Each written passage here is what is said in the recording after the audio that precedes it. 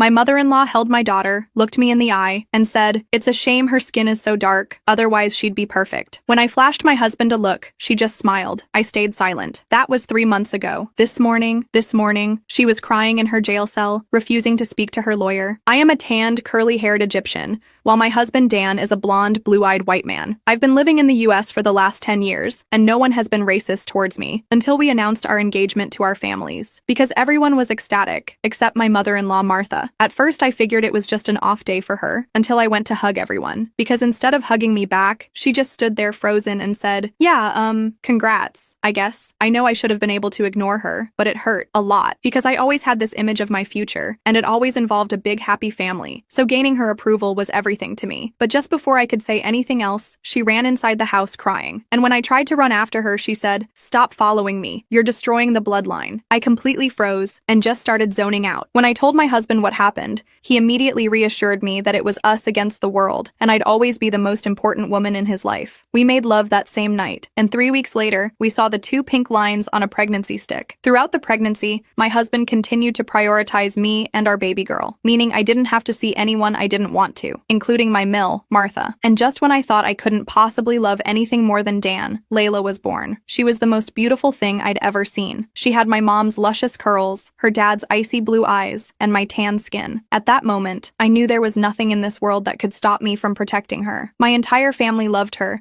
and spammed pictures of her on their private Instagram accounts, and Dan's family were equally as obsessed with her. So I knew our baby girl had the village to raise her, the one we always dreamed about. It was around this time that my mother-in-law got back in touch with Dan. She had seen all the baby photos and was begging to be a part of Layla's life. After me and Dan discussed it in depth, we agreed that most grandmothers are practically incapable of hating their grandchildren, despite how they feel about their DIL. So for this reason, we agreed that she could meet Layla, under monitored supervision from us both, obviously. Martha came over the next day. As soon as she looked at Layla, I saw her pupils enlarged to 3 times the size. I really thought she loved her. Me and Dan even let her pick Layla up, and our baby girl looked so happy I almost cried. "It's a shame her skin is so dark, otherwise she'd be perfect," Martha said, while holding Layla in her arms. Anger boiled my blood, and I flashed my husband a look. He shut it down, and there were no further comments made. She came over a few more times after that, and other than the cold glares she'd shoot my way, or the remarks to my husband about how it's not too late to move on, we were getting along pretty well. Sometimes we'd even let her babysit on Friday nights when me and Dan wanted to go on a walk by the beach, never longer than an hour. But as soon as our family was built, it was destroyed. It all started with a phone call. My brother had been in a car crash and was in the hospital. He tried to play it down as if it wasn't a big deal, but I knew better. I insisted on going to visit him, and because I was such a nervous wreck, Dan said he'd drive me. It was so last minute that no one else was available to babysit